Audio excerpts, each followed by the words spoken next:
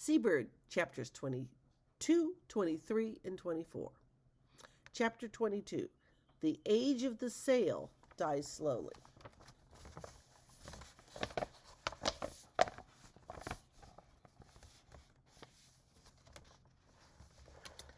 As years passed, Nate came to know the fabled ports of the world. Ezra taught him the handling of men and ships and the ways of trade. He could look at a teacup, a live tiger, or a locomotive, tell the value of each and where it should be placed in a ship's cargo. He became a noted captain in the new shipping company.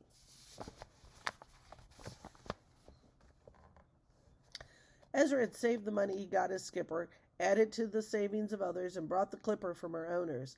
Ezra's company soon owned shipyards, several clippers, storehouses, wharves, and a few steamships. Long before Ezra was born, the first steamboats had churned up and down rivers and seacoasts. Later, when old salts argued that it couldn't be done, those banging, belching tea kettles were crossing oceans. The age of sail bloomed in glory with the clippers, but thought for a long time they were faster than steamers. The smoking monsters passed them when they were becalmed. Besides, steamships wasted no precious hours tacking against wind. They plowed a straight furrow, reached port, and left again on time, scorning any breeze. The company's vessel, skippered by Nate, was a steamer, but with mast, yards, and sails if the engines broke. When Nate felt happy, he called his ship the Halfway, half steam, half sail. Seabird, his mascot in his chart room, sometimes heard him call it other names. "Thunder, Seabird," he'd say. "Can't I look at the sky without catching an eyeful of cinders? I hate coal smoke. Hang it, Seabird, I'm a man of sail." And so when the wind was heading his way, Nate Brown hooked onto it. "Kill the engines," he called. "Shake out our aprons."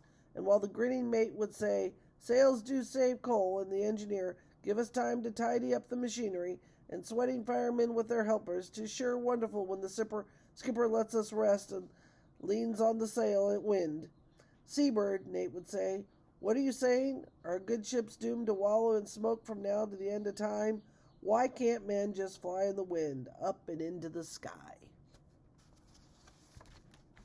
Chapter 23.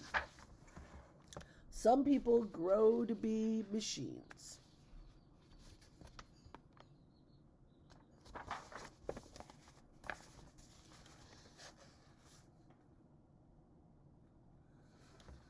Nathaniel married and had a son, and just as in the days when Ezra set Seabird above Nate's crib, Seabird now hovered over the cradle of James.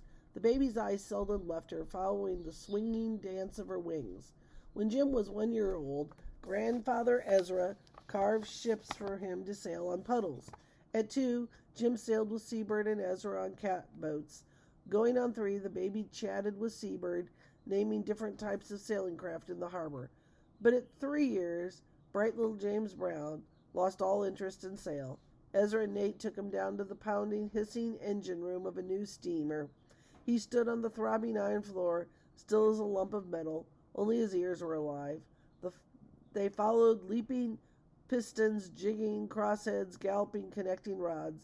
Then the waterman saw Jim's small body begin to jerk until fists, elbows, feet, and knees were keeping time to the moving machinery. In his excited dance, with round cheeks puffing, Jim had turned himself into an engine. "Dad," yelled Nate, "the company has lost a sailor but gained an engineer." At 6, Jim left Seabird at home when he played in the shipyard shops. At 8, he made a metal steam engine model. At 10, they fitted him out to sail on the steamer with his father. However, Nate planned to spend some time in running the ship. The boy's questions long since had worn him down.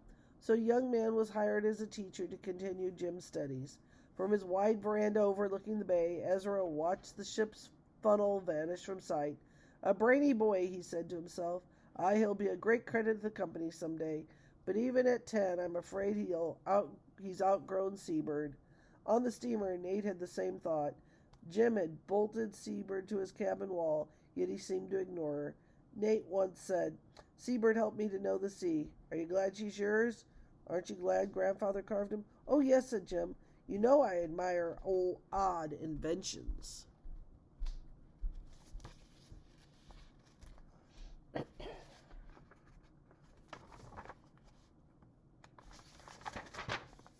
Chapter 24, A Matter of Bridges.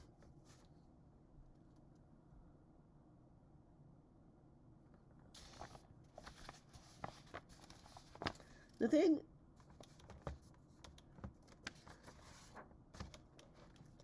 in Europe, James made notes on how things were built, from ancient palaces to modern steel bridges, and he haunted shipyards. One evening, as the ship was anchored off Italy, Jim said to his father, "Those models of ancient galleries we saw, I wonder how fast the old ships went." "Well, as fast as aching muscles could send them," replied Nate. "This Mediterranean Sea is a nest where ships were hatched. Egyptians built some of the first. Their boats were copied by others until even your steel ship holds many of the ancient inventions. One thing, though, we have changed. We use steam. In the old days, when wind wasn't right, slaves rode galleys to drum beats. Bullwhips cracked on the bare flesh of men chained to oars. Thunder, Jim, you could talk about building such thing as bridges. War and trade have always traveled on bridges or sweating human backs." Jim was 12 when he saw his grandfather again. "Did you learn things?" asked Edgeworth. "Think you'll rebuild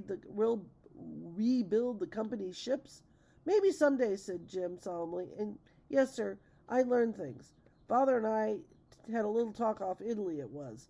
I got to wondering about all the slaves and common sailors who had worked on ships. One evening I looked at Seabird and thought, you saw grandfather slaving on the whaler. You saw father slave as a clipper's cabin boy. Do sailors work hard today?" To find out, I worked with deckhands and coal passers and firemen and oilers. In the month I could say to Seabird, "Men work hard today, even on a steamer." "So," said Ezra, leaning back and staring at Jim, "what did you decide?" "Well, I decided that someday I'll build engines running on oil, not coal. Firemen and helpers won't shovel, they'll just turn valves. And I'll plan ships so sailors can have better cabins, better food, and more pay for what they do." "Strange talk," said Ezra from a boy, "and I thought you'd outgrown Seabird."